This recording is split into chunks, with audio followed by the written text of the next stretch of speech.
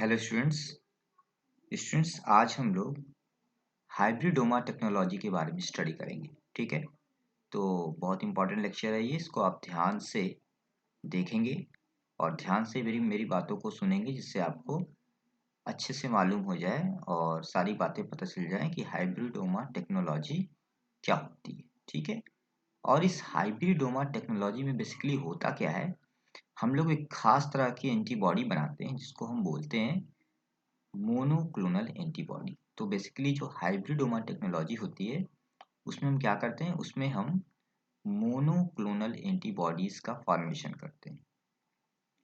Monoclonal antibodies का क्या करेंगे, फॉर्मेशन करेंगे। ठीक है, तो यानी हाइब्रिडोमा टेक्नोलॉजी जो है वो बेसिकली मोनोक्लोनल एंटीबॉडीज को बनाने का प्रोसेस होता है, उसी को बनाने की टेक्निक होती है।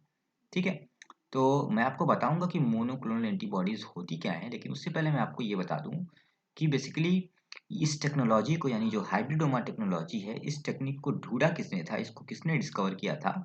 तो अगर बात की जाए किसने डिस्कवर किया था इस टेक्निक को, तो इस टेक्निक को डिस्कवर किया गया था 1975 में। दो साइंटिस्ट थे, एक जो थे उनका नाम था सीजर माइलस्टीन, CESAR, सीजर। माइलस्टीन की स्पेलिंग होती है MILSTEIN। और साथ में इनके एक और साइंटिस्ट थे और उनका नाम था जॉर्जेस कोहलर। तो जॉर्जेस कोहलर की स्पेलिंग हो जाएगी GEORGES, कोहलर KOHLER। ठीक है ना स्टूडेंट्स। तो सीजर माइलस्टीन और जॉर्ज कोहलर ने जो है 1975 में इस हाइब्रिडोमा टेक्नोलॉजी को डिस्कवर किया था, यानी मोनोक्लोनल एंटीबॉडी के बनाने के प्रोसेस को डिस्कवर किया था। देखो, आप सबको पता है कि हम सब की बॉडी में बहुत सारे जो डिजीज को पैदा करने वाले एंटीजेंस होते हैं, जो पैथोजेंस होते हैं, वो हमारी बॉडी में इंटर करते हैं। और फिर हमारी बॉडी में बी सेल्स होती हैं और वो बी सेल्स क्या करती हैं, एंटीबॉडीज बनाती हैं। वो जो एंटीबॉडीज होते हैं एक स्पेशल तरह की प्रोटीन्स होती हैं और वो एंटीबॉडीज क्या करते हैं, इन पैथोजेंस को, इन एंटीजेंस को क्या करते हैं, इनको किल करने का काम करते हैं, इनको रोकने का काम करते हैं। ठीक है ना, इनके अगेंस्ट ये बनते हैं। ठीक है, तो एक तरह से हमारी बॉडी की जो इम्यूनिटी है वो मेंटेन रहती है, किसकी वजह से, एंटीबॉडीज की वजह से। तो एंटीबॉडीज बहुत ही स्पेशल, बहुत ही इंपॉर्टेंट प्रोटीन्स होती हैं, जिनको हम लोग इम्यूनोग्लोब्यूलिन्स भी कहते हैं। और उनको हम डिनोट करते हैं किससे, IG से, या फिर उनको हम इम्यूनोग्लोबुलिन्स के नाम से, उसका फुल फॉर्म होता है। तो बेटा, मोनोक्लोनल एंटीबॉडीज क्या होती हैं। देखो, मोनोक्लोनल एंटीबॉडीज क्या होती हैं, ये एक ऐसी एंटीबॉडीज होती हैं जो एक किसी खास एंटीजन के एपिटोप से जुड़ती हैं, यानी ये बहुत स्पेसिफिक होती हैं और किसी एक पर्टिकुलर टाइप के ही एंटीजन को क्या करती हैं, रोकने का काम करती हैं, उन्हीं को स्ट्राइक करती हैं, उन्हीं को किल करने का काम करती हैं। ठीक है ना।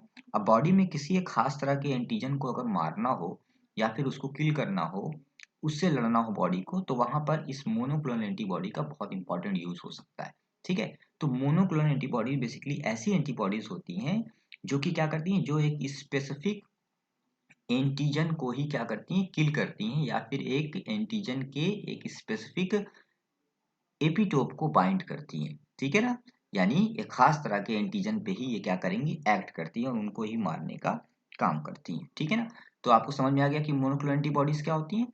अब बेटा, हाइब्रिडोमा टेक्नोलॉजी के थ्रू जो है ये मोनोक्लोनल एंटीबॉडीज क्या होती हैं, इनको बनाया जाता है। कौन सी टेक्नोलॉजी के थ्रू, हाइब्रिडोमा टेक्नोलॉजी के थ्रू। तो हाइब्रिडोमा टेक्नोलॉजी या फिर फॉर्मेशन ऑफ मोनोक्लोनल एंटीबॉडीज को मैं आपको बताऊंगा, तो उसको बहुत सारे स्टेप्स में हम लोग डिवाइड कर देते हैं ताकि अच्छे से हमें समझ में आ जाए। तो सबसे पहले अगर हम एक एक स्टेप करके बात करते हैं, तो सबसे पहला स्टेप जो होता है उसको हम बोलते हैं इम्यूनाइजेशन ऑफ माइस। ठीक है, इम्यूनाइजेशन ऑफ माइस। इसमें हम क्या करते हैं, इसमें हम जो है एक माइस लेते हैं, यानी एक चूहा लेते हैं, और उस चूहे के अंदर हम क्या करते हैं, हम वो एंटीजन क्या करते हैं, डालते हैं, जिस एंटीजन के अगेंस्ट हमको एंटीबॉडी बनानी है, मोनोक्लोनल एंटीबॉडी बनानी है, यानी जो उसकी वो उस यानी जो उस स्पेशल एंटीजन को ही केवल स्ट्राइक करे, उसको ही मारे, ऐसी एंटीबॉडी बनानी है। तो हमने क्या किया, हमने एक ले लिया रैट, और इस रैट के अंदर हमने क्या कर दिया, हमने इस रैट के अंदर जो है एक मोनोक्लोनल एंटीबॉडी जो है एक बनाने की कोशिश की, और उसके लिए हमने क्या किया, इस रैट के अंदर डाल दिया हमने क्या, एक एंटीजन, जो भी एंटीजन है जिसके अगेंस्ट हमें एंटीबॉडी बनानी है। ठीक है ना स्टूडेंट्स। कुछ वक्त बाद क्या होगा, ये जो रैट होता है, इस रैट के ब्लड में खूब सारे एंटीबॉडी बनने लगेंगे इस एंटीजन के अगेंस्ट, और ये जो खूब सारे एंटीबॉडी बनेंगे, जब इनका लेवल काफ़ी ज़्यादा हो जाएगा इस रैट के ब्लड में, तो फिर हम क्या करेंगे, हम फिर इस रैट का जो स्प्लीन होगा, इसका जो स्प्लीन होगा, बॉडी के अंदर एक ऑर्गन होता है जिसको क्या बोलते हैं, स्प्लीन बोलते हैं। इसके स्प्लीन को हम निकाल लेंगे इस रैट के, और उसके स्प्लीन में मौजूद जो बी सेल्स होंगी, क्योंकि आपको पता होगा कि बी सेल्स ही एंटीबॉडी बनाती हैं, तो इसकी स्प्लीन को हम निकाल लेंगे, और स्प्लीन को निकालने के बाद उसमें से बी सेल्स को क्या कर लेंगे, रिमूव कर लेंगे। तो हम बी सेल्स को क्या कर लेंगे, रिमूव कर लेंगे। कहाँ से, इस माइस के स्प्लीन में से, इस रैट के स्प्लीन में से। ठीक है ना स्टूडेंट्स, ये जो खास तरह की बी सेल्स होंगी, ये बी सेल्स क्या करेंगी, ये बनाएंगी क्या, इम्यूनोग्लोब्यूलिन्स यानी एंटीबॉडी बनाएंगी। और वो एंटीबॉडी किसके अगेंस्ट बनी होगी, इसी एंटीजन के अगेंस्ट बनी होगी, क्योंकि हमने इस माइस के अंदर इस एंटीजन को डाला था। ठीक है ना स्टूडेंट्स। सेकेंड स्टेप जो हमारा होगा उसको हम लोग क्या बोलेंगे बच्चों, तो सेकंड स्टेप को हम लोग बोलेंगे स्क्रीनिंग फॉर एंटीबॉडी प्रोडक्शन। अब ये क्या होता है, आप ध्यान से सुनो। स्टेप 2 जो हो जाएगा मोनोक्लोनल एंटीबॉडी या हाइब्रिडोमा टेक्नोलॉजी को बनाने का, वो हो जाएगा स्क्रीनिंग फॉर एंटीबॉडी प्रोडक्शन।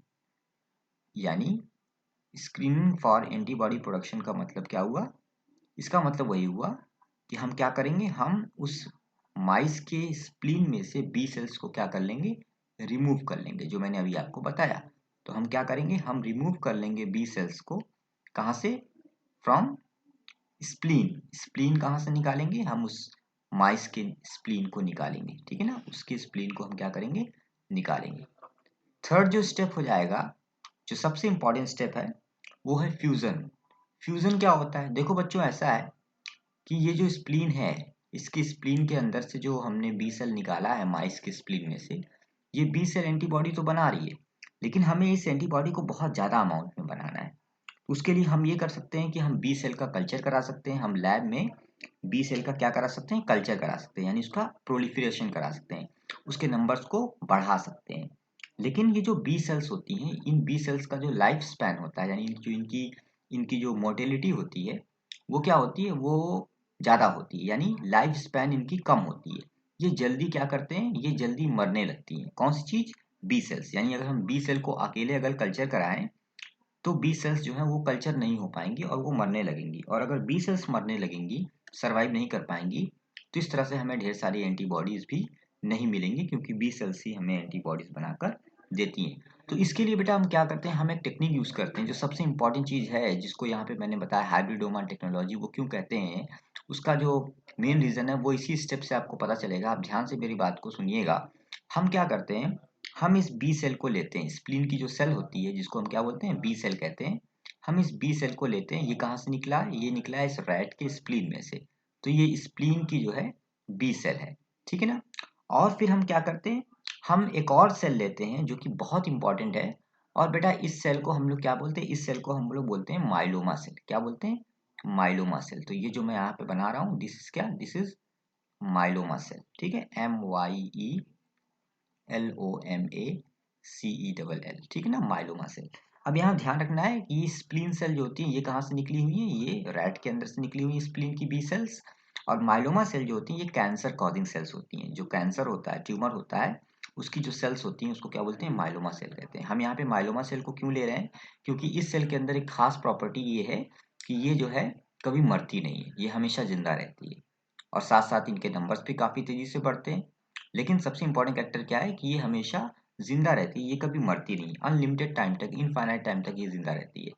जबकि स्प्लीन से की जो बी सेल है, बी सेल को हमने रैट के अंदर से निकाला है, क्योंकि ये बी सेल जो है मोनोक्लोनल एंटीबॉडीज को बना रही है, उस एंटीजन के अगेंस्ट एंटीबॉडी को बना रही है। तो इसलिए हमने इस बी सेल के एंटीबॉडी को ढेर सारा बनाना है। लेकिन हम अगर इस बी सेल को अकेले कल्चर कराएंगे तो बी सेल सर्वाइव नहीं कर पा रही है। तो इसलिए हम क्या करेंगे, अब हम इस बी सेल और इस माइलोमा सेल, इन दोनों सेल्स को क्या करेंगे, आपस में फ्यूज करा देंगे। इनको क्या कर देंगे, इनको आपस में फ्यूज करा देंगे। किसको किसको, बी सेल को और माइलोमा सेल को। बी सेल हमने रैट के अंदर से निकाली है, और माइलोमा सेल हमने ट्यूमर की सेल ली है, कैंसर की सेल ली है। ठीक है ना। अब जब हम स्प्लीन सेल और बी सेल को आपस में फ्यूज कराएंगे, तो इनके फ्यूजन से एक सेल बनेगी। तो हम क्या करेंगे, स्प्लीन सेल और बी सेल को फ्यूज कराएंगे। तो ये हमारी हो गई स्प्लीन की सेल, बी सेल हो गई। ठीक है ना, ये हो गई क्या, ये हो गई बी सेल। और इधर मैंने क्या ले लिया, माइलोमा सेल ले लिया। तो ये हमारी हो गई माइलोमा सेल। ठीक है ना। ये दोनों सेल आपस में फ्यूज होगी और इनका जो फ्यूजन होगा उसको हम नाम क्या देंगे, उसको हम नाम देंगे सोमैटिक सेल हाइब्रिडाइजेशन। क्या बोलेंगे? Somatic cell hybridization. ठीक है। अब ये जो सोमैटिक सेल हाइब्रिडाइजेशन है, इसमें क्या हो रहा है, इसमें हम बी सेल और माइलोमा सेल दोनों को आपस में फ्यूज कर रहे हैं। दोनों का क्या हो रहा है, फ्यूजन हो रहा है। और यहाँ पर हम एक केमिकल यूज कर रहे हैं जिसका नाम है पेग, PEG, पेग। पेग क्या होता है?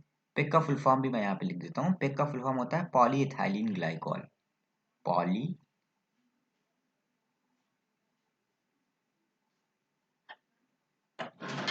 Ethylene glycol. पॉलीइथाइलिन ग्लाइकॉल क्या होता है? पॉलीइथाइलिन ग्लाइकॉल एक ऐसा केमिकल होता है जो क्या करता है, दो सेल्स की मेम्ब्रेन को आपस में क्या करता है, फ्यूज कराता है। ठीक है ना। तो दो सेल्स को आपस में फ्यूज करना हो तो उनकी जो प्लाज्मा मेम्ब्रेन होती है, सबसे पहले उस प्लाज्मा मेम्ब्रेन को आपस में फ्यूज होना पड़ेगा। तो उस प्रोसेस को कराने के लिए हम पेग को यानी पॉलीइथाइलिन ग्लाइकॉल नाम के केमिकल को यूज करते हैं। तो ये केमिकल यहाँ पर यूज होगा सोमैटिक सेल हाइब्रिडाइजेशन यानी फ्यूजन के टाइम में, जब हम बी सेल और माइलोमा सेल दोनों को आपस में फ्यूज कराएंगे। ठीक है ना स्टूडेंट्स। अब यहाँ पर एक और चीज मैं आपको बताना चाहूंगा बच्चों, यहाँ पर ये जो बी सेल होती हैं और जो माइलोमा सेल होती हैं, इनके बारे में आपको एक और चीज याद रखनी है कि बी सेल जो रहेंगी, जो रैट के स्प्लीन में से निकाली रहेंगी, ये होनी चाहिए आईजी पॉजिटिव। कैसी होनी चाहिए? आईजी पॉजिटिव, यानी इनके अंदर से एंटीबॉडी बनना चाहिए। लेकिन ये जो माइलोमा सेल्स होती हैं, ये कैसी होनी चाहिए? ये आईजी नेगेटिव होनी चाहिए, यानी माइलोमा सेल में किसी तरह की कोई एंटीबॉडी नहीं बननी चाहिए। ठीक है ना। तो हमें ऐसी माइलोमा सेल लेनी है जिसके अंदर कोई एंटीबॉडी ना बनती हो या ना पाई जाती हो। और साथ साथ जो ये स्प्लीन्स की बी सेल होती है, जो माइस के अंदर से निकाली जाती है, ये होनी चाहिए HGPRT पॉजिटिव। कैसी होनी चाहिए? HGPRT positive. और ये होनी चाहिए HGPRT नेगेटिव। अब ये HGPRT क्या होता है, तो इसका भी मैं आपको फुल फॉर्म बता देता हूँ। HGPRT क्या है? ये एक तरह का बेटा कह लो एक एंजाइम होता है। क्या होता है? एंजाइम होता है। ये एंजाइम कहाँ पाया जाता है? ये एंजाइम पाया जाता है सेल के अंदर। अब इस HGPRT का फुल फॉर्म क्या होता है, तो H का मतलब होता है हाइपॉक्सी। क्या होता है? हाइपॉक्सी, या इसका पूरा नाम हो जाएगा हाइपोजैंथिन। ठीक है। H for hypoxanthine. ठीक है। Guanine, G for guanine, hypoxanthine guanine. ठीक है। आगे हो जाएगा P फॉर हो जाएगा phospho, phospho ribo, phosphoribo, RIBO, ribosyl, SYL, ribosyl transferase, transferase. तो फुल फॉर्म जो बनेगा वो बनेगा hypoxanthine guanine phosphoribosyl transferase. Hypoxanthine guanine phosphoribosyl, ठीक है ना, SYL है, फॉस्फोराइबोसिल ट्रांसफरेज। इसी का शॉर्टकट होता है HGPRT। ये जो एंजाइम होता है, ये दरअसल क्या करता है, ये जो है, जो प्यूरिन होता है, प्यूरिन आपको पता होगा, प्यूरिन जो होता है वो बेस होता है। ठीक है। तो प्यूरिन के फॉर्मेशन को, प्यूरिन के सिंथेसिस को जो है क्या करता है, उसके सिंथेसिस के लिए ये रिस्पॉन्सिबल होता है। कौन? HGPRT। ठीक है ना। तो बेटा जो बी सेल्स है उनके अंदर HGPRT एंजाइम पॉजिटिव होना चाहिए, क्योंकि बी सेल्स के हमें नंबर को बढ़ाना है। लेकिन जो माइलोमा सेल होती है वो HGPRT नेगेटिव होनी चाहिए, क्योंकि माइलोमा सेल अगर बहुत ज़्यादा ग्रो करने लगेगी, बहुत ज़्यादा अनलिमिटेड वे में डिवाइड करने लगेगी, तो वो अच्छा नहीं होगा। हमें माइलोमा सेल की केवल जो उसकी बोलते हैं ना, उसकी जो इमोर्टेलिटी की प्रॉपर्टी है उसको यूज करना है, ना कि उसकी डिवाइडिंग की प्रॉपर्टी को। ठीक है ना। तो इसलिए हमें माइलोमा सेल को कैसा रहना चाहिए, हमारी माइलोमा सेल जो हम यूज करेंगे इस हाइब्रिडोमा टेक्नोलॉजी में, वो HGPRT माइनस होनी चाहिए। यानी उसके अंदर वो एंजाइम अगर नहीं रहेगा तो उसके अंदर जो बेसेस होंगे वो नहीं बनेंगे, जिससे आगे चलकर जो है उसके सेल डिवीजन का प्रोसेस जो होगा वो तेजी से नहीं हो पाएगा। ठीक है ना स्टूडेंट्स। तो आपको समझ में आ गया। तो हमने अभी क्या किया, फ्यूजन वाले प्रोसेस में हमने एक बी सेल निकाल ली जो रैट के अंदर से, जिसके अंदर एंटीबॉडी बन रही है, तो वो IG पॉजिटिव है। और जो माइलोमा सेल है वो कैंसर की सेल है, उसको भी हमने लिया है, हमने माइलोमा सेल लिया है, वो IG नेगेटिव है, लेकिन HGPRT भी नेगेटिव है। और जो स्प्लीन की बी सेल है वो IG पॉजिटिव है और HGPRT भी पॉजिटिव है। ठीक है ना स्टूडेंट्स। हमने इन दोनों सेल्स को आपस में ले जाकर फ्यूज करा दिया है। फ्यूज कराने में हमने PEG यानी पेग नाम के केमिकल को यूज किया है, जिसका फुल फॉर्म होता है पॉलीइथाइलिन ग्लाइकॉल। इस केमिकल की मदद से हमने क्या किया, दोनों सेल को आपस में फ्यूज कर दिया। अब इन दोनों सेल के आपस में फ्यूजन के बाद क्या बनेगा, इन दोनों सेल्स के आपस में फ्यूजन के बाद बेटा एक नई सेल बनेगी, और ये जो नई सेल होगी ये बड़ी स्पेशल सेल होगी। ये जो सेल होगी बेटा, इस सेल में क्या होगा, इस सेल में आपको बी सेल और साथ साथ आपको जो है, जो हमारी माइलोमा सेल है, उन दोनों सेल्स के, क्योंकि ये फ्यूजन से बनी है, तो ये स्पेशल तरह की सेल होगी बच्चों। और इस सेल को हम लोग नाम क्या देंगे, इस सेल को हम लोग नाम देंगे हाइब्रिडोमा। क्या नाम देंगे, हाइब्रिडोमा। ठीक है ना, ये सेल क्या कहलाएगी, हाइब्रिडोमा सेल कहलाएगी। ये जो हाइब्रिडोमा सेल है, या हम इसको कह सकते हैं ये फ्यूज्ड सेल है। ये फ्यूज्ड सेल है जो कि दो सेल्स के, बी सेल के और माइलोमा सेल के फ्यूजन से बनी है। कौन सी सेल बनी है, हाइब्रिडोमा सेल बनी है। इस हाइब्रिडोमा सेल को मैंने क्यों बनाया, क्योंकि हाइब्रिडोमा सेल जो रहेगी वो एंटीबॉडी बनाएगी, और साथ साथ ये कभी मरेगी नहीं, ये कभी ऐसा नहीं होगा कि ये सरवाइव नहीं कर पाएगी, क्योंकि इसके अंदर माइलोमा सेल का भी पोर्शन है। तो इस तरह से ये इनफाइनाइट टाइम तक जिंदा रहेगी। और ये बी सेल का भी पोर्शन इसके अंदर है, क्योंकि ये बी सेल से भी बी सेल और माइलोमा सेल के फ्यूजन से बनी है, तो इसलिए ये एंटीबॉडी भी बनाएगी। ठीक है ना, तो इस तरह से हमने हाइब्रिडोमा सेल को बना लिया। आपको समझ में आ गया बच्चों। अगला जो स्टेप होगा, यानी फ्यूजन के बाद जो नेक्स्ट स्टेप होगा बच्चों, वो क्या होगा, वो स्टेप मैं आपको बता देता हूँ। और ये स्टेप आपका हो जाएगा, मैंने यहाँ पर एक नया पेज ले लिया और अगला स्टेप मैं बता रहा हूँ, यानी स्टेप नंबर 4 बता रहा हूँ, that is selection of fused cell. ठीक है ना, तो स्टेप 4 में क्या होगा, जिसका नाम क्या हो जाएगा, सिलेक्शन ऑफ फ्यूज्ड सेल। देखो होता क्या है ना, कि हमें फ्यूजन हुआ कि नहीं हुआ, सेल्स आपस में फ्यूज हुई कि नहीं हुई, इस चीज को चेक करने के लिए हम क्या करते हैं, हम एक कल्चर लेते हैं, हम एक कल्चर लाइन लेते हैं, हम एक मीडियम लेते हैं, और उस मीडियम में हम क्या करते हैं, हम इन सेल्स को चेक करते हैं। कौन कौन सी सेल्स को चेक करते हैं, हम इन सेल्स को चेक करते हैं जो हमारी बी सेल्स हैं, और साथ साथ इसके अलावा जो हमारी अभी को जो मैंने बनाया हुआ है हाइब्रिडोमा सेल्स हुई। ठीक है ना, तो बी सेल और हाइब्रिडोमा सेल, और साथ साथ जो हमारी माइलोमा सेल होती हैं, कैसी सेल होती हैं, माइलोमा सेल होती हैं। ठीक है ना, तो इन सारी सेल्स को हम यहाँ पे देखते हैं। ठीक है, तो हम क्या कर रहे हैं, हम ये सारी सेल्स को जो है लेते हैं यहाँ पर, और इनको देखते हैं कि कौन कौन सी सेल्स यहाँ पर जो है फ्यूज हुई हैं, या फिर कौन कौन सी सेल्स फ्यूज नहीं हुई हैं। तो जैसे मैंने यहाँ पे दिखाया आपको, यहाँ पर जैसे ये देखिए, ये जो सेल है, ये मान लीजिए बी सेल है, ये वो सेल है जो फ्यूज नहीं हुई, ये केवल ये अनफ्यूज्ड बी सेल है। ठीक है ना, ये अनफ्यूज्ड बी सेल हो गई। ये जो सेल है आपकी, जो मैंने थोड़ा रेड से दिखाया है, ये आपकी हाइब्रिडोमा सेल है। हाइब्रिडोमा सेल मतलब जिसका हमें काम है, यानी हाइब्रिडोमा सेल कैसे बनी हुई है, बी सेल और माइलोमा सेल के फ्यूजन से बनी हुई है। ठीक है, तो ये हाइब्रिडोमा सेल हो गई। और ये मान लीजिए ये वाली जो सेल है, ये क्या है, ये अनफ्यूज्ड माइलोमा सेल है। अरे, अनफ्यूज्ड माइलोमा सेल है, कैसे, देखो भाई, जब फ्यूजन होगा तो फ्यूजन हुआ है कि नहीं हुआ है, इस चीज को आगे देखने के लिए जब हम सेल्स को आइडेंटिफाई करेंगे, जब सिलेक्शन करेंगे हाइब्रिडोमा सेल का, तो वहां पर हमें तीन तरह की सेल दिखाई देने की पॉसिबिलिटी बनती है। एक तो वो सेल्स होंगी जो बी सेल्स होंगी, एक वो सेल्स होंगी जो माइलोमा सेल्स होंगी, और एक वो सेल्स होंगी जो हाइब्रिडोमा सेल्स होंगी। और हमें हाइब्रिडोमा सेल को ही आगे इनका ही कल्चर कराना है, बाकी सेल्स का हमें कल्चर नहीं कराना है, क्योंकि हम बी सेल्स को आगे कल्चर कराएंगे ही नहीं, क्योंकि बी सेल ऑलरेडी मर जाएंगी, तो वो कल्चर करेंगी ही नहीं, उनकी लाइफ स्पैन ऑलरेडी बहुत थोड़े टाइम की होती है। और जो माइलोमा सेल्स होती हैं, वो माइलोमा सेल्स भी आगे सर्वाइव नहीं कर पाएंगी, क्योंकि हमने जो है ऐसी माइलोमा सेल्स को लिया है जो HGPRT माइनस है, यानी उसके अंदर हाइपोजेंथिन ग्वानिन फास्फोराइबोसिल ट्रांसफरेज एंजाइम नहीं पाया जा रहा है, तो उसके अंदर प्यूरिन सिंथेसिस नहीं हो रही है, तो वो डिवाइड नहीं कर पा रही होगी ज्यादा, तो इसलिए माइलोमा सेल्स मर जाएंगी। फिर भी हम क्या करेंगे, फिर भी हम क्या करेंगे, कि अब क्या करेंगे, हम एक मीडियम जो लेंगे, एक खास तरह का मीडियम लेंगे, और उस मीडियम को हम क्या बोलेंगे, हम उस मीडियम को बोलेंगे हैट मीडियम। क्या बोलेंगे, हैट मीडियम। अब ये हैट मीडियम क्या होता है, हैट मीडियम क्या होता है, ये जो हैट मीडियम होता है, ये खास तरह का मीडियम होता है, खास तरह का कल्चर मीडियम होता है। और इस खास तरह के कल्चर मीडियम में इस हैट का फुल फॉर्म क्या होता है, पहले मैं आपको बता दूं। हैट में एच का मतलब होता है हाइपोजैंथिन। क्या मतलब होता है, हाइपोजैंथिन। ठीक है ना, हाइपोजैंथिन। ए का मतलब क्या होता है, ए का मतलब होता है अमीनोप्टेरिन, अमीनोप्टेरिन। ठीक है, अमीनोप्टेरिन। और टी का मतलब होता है थाइमिडीन, थाइमिडीन। तो ये एक तरह की ड्रग होती है बेटा, एक तरह का एक केमिकल होता है। हाइपोजेंथिन एमिनोप्टेरिन थायमिडिन, ये एक तरह का कल्चर मीडियम बनाया जाता है जिसमें हम इस ड्रग को डालते हैं। तो इस ड्रग को डालने से फायदा क्या होता है कि जो इसके अंदर जो ये ड्रग है एमिनोप्टेरिन जो ड्रग होती है, ये एक्चुअल में क्या करती है, ये ड्रग जो है वो एक एंजाइम होता है और उस एंजाइम को हम बोलते हैं डाईहाइड्रोफोलेट रिडक्टेज। क्या बोलते हैं? डाईहाइड्रोफोलेट रिडक्टेज। ये जो एंजाइम होता है, ये भी एंजाइम किस लिए रिस्पॉन्सिबल होता है?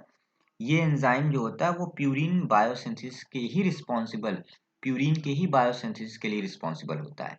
ठीक है ना? तो प्यूरिन, क्योंकि जब एचजीपीआरटी माइनस है अगर माइलोमा सेल, तो कभी कभी क्या होता है, ये माइलोमा सेल कुछ अल्टरनेट इसके अंदर भी पाथवे बन जाते हैं, कुछ अल्टरनेट केमिकल रिएक्शंस भी होने लगते हैं जिनके थ्रू ये अपने अंदर प्यूरिन को बनाने लगते हैं। तो हमें उस पाथवे को भी ब्लॉक करना होता है, तो इसीलिए हम हैट मीडियम को यूज करते हैं कल्चर के रूप में, कल्चर मीडियम के रूप में। हैट मीडियम में हाइपोक्सेंथिन एमिनोप्टेरिन थायमिडिन नाम की एक ड्रग होती है जो कि क्या करती है, जो कि इनहिबिट कर देती है, यानी रोक देती है। किसको रोक देती है? वो रोक देती है इस एंजाइम को। किसको? डाईहाइड्रोफोलेट रिडक्टेज को। इस एंजाइम को क्या कर देती है? इनहिबिट कर देती है, जिसकी वजह से क्या होता है, जो प्यूरिन का बायोसिंथेसिस का कोई अगर अल्टरनेट पाथवे होता होगा माइलोमा सेल के अंदर, तो वो अल्टरनेट पाथवे भी क्या हो जाता है, नहीं हो पाता, नहीं पॉसिबल हो पाता, जिसकी वजह से अगर कोई myeloma cell unfused myeloma cell है तो वो आगे चलकर डिवाइड नहीं करती है और वो खत्म हो जाती है। ठीक है ना स्टूडेंट्स? और जो अनफ्यूज्ड बी सेल होती हैं, अनफ्यूज्ड बी सेल तो अपने आप ही खत्म हो जाती है, क्योंकि इनकी लाइफ ऑलरेडी बहुत शॉर्ट टाइम की होती है, बहुत थोड़े टाइम की होती है। तो इस तरह से हम क्या करते हैं, हम इस स्टेप नंबर 4 में क्या कर रहे हैं, हम फ्यूज सेल को ही केवल सेलेक्ट कर रहे हैं आगे कल्चर के लिए। यानी जो हमारी हाइब्रिडोमा सेल है, हमें इसको ही आगे कल्चर कराना है। बाकी हमें अनफ्यूज्ड बी सेल अगर वहां पे हैं या फिर अनफ्यूज्ड माइलोमा सेल है तो हमें इनको हटा देना है, हमें इनका कोई काम नहीं है। अनफ्यूज्ड बी सेल अपने आप हट जाएंगी क्योंकि इनकी शॉर्ट लाइफ होती है। और अनफ्यूज्ड माइलोमा सेल, क्योंकि मैंने पहले से ही इसको एचजीपीआरटी माइनस रखा हुआ है, तो ये ऑलरेडी जो है इसके अंदर ज्यादा डिवीजन नहीं होगा। फिर भी अगर इसके अंदर डिवीजन होने के लिए जो प्यूरिन बेस चाहिए, वो प्यूरिन बेस बनाने का अगर कोई अल्टरनेट पाथ बन गया है, तो उस अल्टरनेट पाथ को ब्लॉक करने के लिए हम क्या कर रहे हैं, हम हैट मीडियम को यूज करते हैं कल्चर में। और इस हैट मीडियम की वजह से कोई अल्टरनेट पाथ जो है वो नहीं बन पाता, या बनता है तो वो ब्लॉक हो जाता है, जिसकी वजह से प्यूरिन का बायोसिंथेसिस अल्टरनेट वे में भी नहीं हो पाता। और इस तरह से जो माइलोमा सेल्स होती हैं वो आगे चलकर डिवाइड नहीं कर पाती और वो भी वहीं पर खत्म हो जाती हैं। तो इस तरह से हैट मीडियम में कल्चर अगर होता है, तो बच्चों हैट मीडियम में केवल और केवल कल्चर किसका होता है? आप सबको समझ में आ रहा होगा, हैट मीडियम में केवल और केवल कल्चर किसका होता है? बी सेल का होता है, सॉरी हाइब्रिडोमा सेल्स का होता है। तो जो हाइब्रिडोमा सेल्स होती हैं वही केवल आगे ग्रो करती हैं, वही केवल आगे डिवाइड करती हैं। और इस तरह से क्या होता है, हैट मीडियम में हमें खूब सारी हाइब्रिडोमा सेल्स जो हैं वो कल्चर करती हैं, ग्रो करती हैं, डिवाइड करती हैं। और आगे चलकर इनको फिर जो है हम इन विट्रो यानी कि लैब में ही आगे इनको हम डिवाइड करवाते रहते हैं, जिससे हम खूब ज़्यादा अमाउंट में, क्योंकि जितनी ज़्यादा हाइब्रिडोमा सेल्स बनेंगी उतना ज़्यादा एंटीबॉडी हमें मिलेगा, उतना ज़्यादा मोनोक्लोनल एंटीबॉडी हमें मिलेगा। तो हम चाहे इन विट्रो या फिर हम उसी रैट के अंदर ही डाल देंगे हाइब्रिडोमा सेल को, तो उस रैट के अंदर ही हाइब्रिडोमा सेल्स क्या करेंगी, खूब ज़्यादा अमाउंट में एंटीबॉडी बनाएंगी। तो उसको हम बोलेंगे इन वीवो, यानी बॉडी के अंदर, या इन विट्रो मतलब बॉडी के पास लैब में हम किसी भी तरह से, चाहे इन विट्रो चाहे इन विवो, हम क्या करेंगे, हम उसका कल्चर कराएंगे, वो ग्रो करेंगी। कौन ग्रो करेंगी? हाइब्रिडोमा सेल्स ग्रो करेंगी। और इस तरह से ये जो हाइब्रिडोमा सेल्स होती हैं, ये सारी जो हाइब्रिडोमा सेल्स हैं, ये सारी हाइब्रिडोमा सेल जो हैं वो बनाएंगी क्या? एंटीबॉडी। ठीक है ना? और वही एंटीबॉडी क्या कहलाएगी?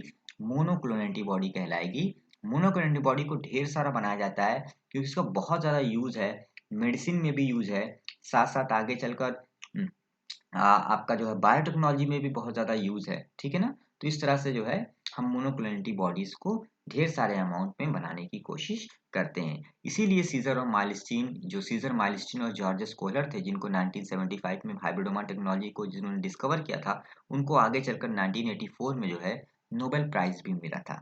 तो दोनों को ही, यानी कि जो माइलस्टीन थे और दूसरे जो कोहलर थे, इन दोनों को ही जो है आगे चलकर 1984 में जो है क्या मिला था, इनको नोबेल प्राइज मिला था for the discovery of monoclonal antibody या फिर हाइब्रिडोमा टेक्नोलॉजी। तो आपको समझ में आ गया होगा कि हाइब्रिडोमा टेक्नोलॉजी क्या होती है। इस टेक्नोलॉजी की मदद से हम लोग मोनोक्लोनल एंटीबॉडी बनाते हैं। और मोनोक्लोनल एंटीबॉडी क्या होती है? मोनोक्लोनल एंटीबॉडी ऐसी एंटीबॉडी होती है जो एक खास तरह के ही एंटीजन को क्या करती है, खास तरह के ही एंटीजन को मारने का काम करती है। तो ऐसी एंटीबॉडी का बहुत ज़्यादा यूज़ हो सकता है बॉडी में किसी एक खास तरह के केमिकल या किसी खास तरह के पैथोजन को ख़त्म करने के लिए। तो हम इस तरह की एंटीबॉडी को ज़्यादा कैसे बनाएँ? तो उसको ज़्यादा अमाउंट में बनाने के लिए, इंडस्ट्रियल अमाउंट में बनाने के लिए हम क्या करते हैं, हम हाइब्रिडोमा टेक्नोलॉजी को यूज़ करते हैं। और हाइब्रिडोमा टेक्नोलॉजी कैसे होती है, मैंने आपको बताया कि सीजर माइलस्टीन और जॉर्ज कोहलर ने 1975 में हाइब्रिडोमा टेक्नोलॉजी को डिस्कवर किया था। पहले स्टेप में हम क्या करते हैं, किसी मॉडल को लेते हैं, एक रैट को लेते हैं। उस रैट के अंदर हम वो एंटीजन डालते हैं जिस एंटीजन के अगेंस्ट हमें एंटीबॉडी बनानी है। अब क्या होता है, उस रैट के ब्लड में खूब ज़्यादा धीरे-धीरे एंटीबॉडी बनने लगती है, क्योंकि उस रैट के स्प्लीन में जो बी सेल्स होती हैं, वो बी सेल्स एंटीबॉडी बनाने लगती हैं।